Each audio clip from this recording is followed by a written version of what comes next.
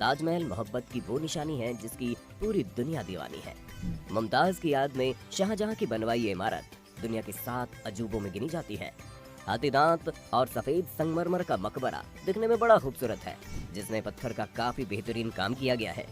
आप में से बहुत से लोगों ने इसे आगरा जाकर देखा भी होगा, और हकीकत में ही नहीं, कम से कम फोटो या वीडियो में तो ताजमहल देखा ही होगा ना, और अगर नहीं तो अभी देख लिया होगा।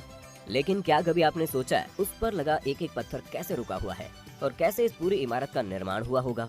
क्योंकि आज की बड़ी बड़ी इमारतें और बड़े बड़े पुल जो कि मजबूत सीमेंट से बनते हैं और फिर वो ढेर हो जाते हैं, तो फिर 1668 में बना हुआ ताजमहल आज तक कैसे टिका?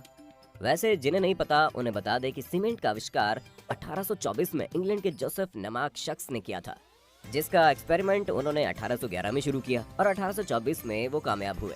पहली सीमेंट उन्होंने बनाई थी जिसका नाम पोर्टलैंड सीमेंट था। तो फिर 1631 में जब ताजमहल का निर्माण शुरू हुआ तब तो सीमेंट के बारे में कोई जानता भी नहीं था, तो फिर आखिर कैसे उसे बनाया गया, वो भी इतनी मजबूती से कि आज तक वो तटस्थ खड़ा है। क्या हुआ, सोच में पड़ गए? कोई बात नहीं, हम बताते हैं ना, लेकिन वीडियो को बिल्कुल स्किप मत करना। तो चलिए शुरू करते हैं।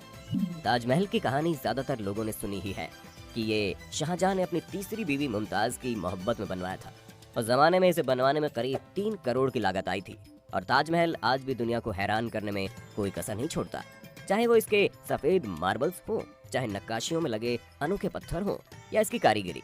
और आज हम इसकी कारीगरी पर ही बात करेंगे, लकड़ियों से बनी हुई ताजमहल की नींव।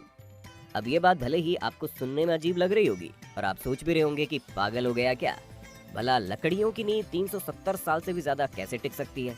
पर यही सच्चाई है। चलिए हम समझाते हैं। इस लकड़ी की नींव में सबसे बड़ा रोल यमुना का है।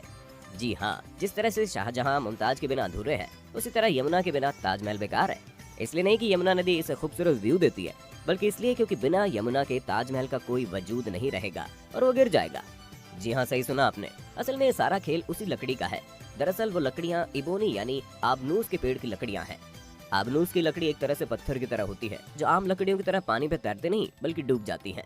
इन लकड़ियों की खासियत ये होती है कि इनमें दीमक नहीं लगती, और सबसे जरूरी बात, अगर आबनूस की लकड़ियों में परमानेंट 30 या 30 से ज्यादा % नमी बनी रहे तो आबनूस की लकड़ी कभी खराब नहीं होगी।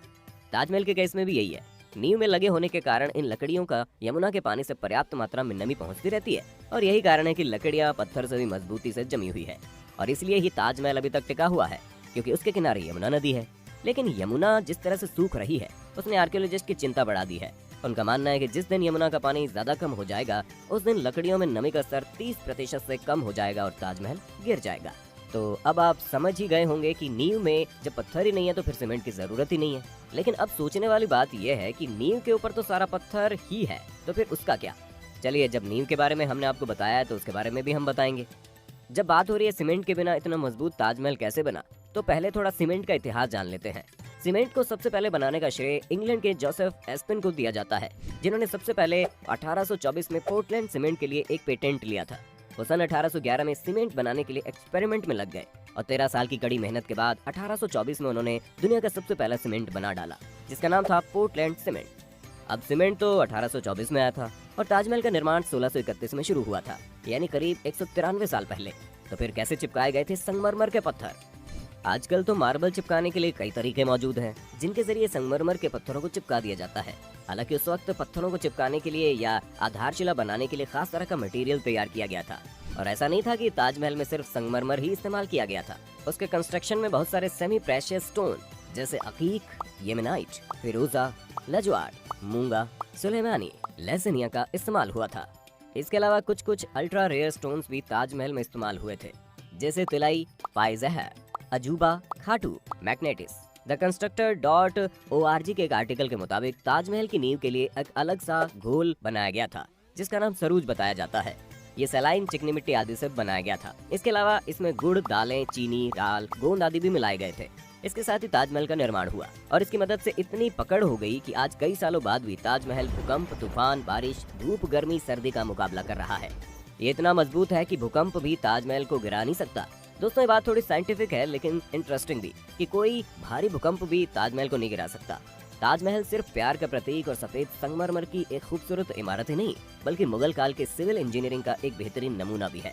अगर आपने ताजमहल को गौर से देखा होगा तो एक बात आपने नोटिस की होगी कि मेन बिल्डिंग के चारों तरफ बने हुए चारों मीनार आपस में परफेक्टली परपेंडिकुलर नहीं है, जिसका मतलब ये है कि वो स्ट्रेट नहीं खड़ी है और ऐसा जानबूझकर किया गया था। उन मीनारों को थोड़ा सा झुका दिया गया ताकि अगर कोई भूकंप आता है तो वो चारों मीनार मेन बिल्डिंग से दूर गिर जाएं और इस तरह भूकंप के सारे झटके मेन बिल्डिंग तक पहुंचने से पहले ही इन मीनारों में अब्जॉर्ब हो जाएंगे और इस तरह से मेन इमारत पर भूकंप का कोई असर नहीं होगा और वो सुरक्षित बच जाएगी। और आखिर में एक बात ये भी जान लो कि शाहजहां ने किसी भी मजदूर के हाथ नहीं कटवाए थे। ये महज एक अफवाह है और कुछ नहीं।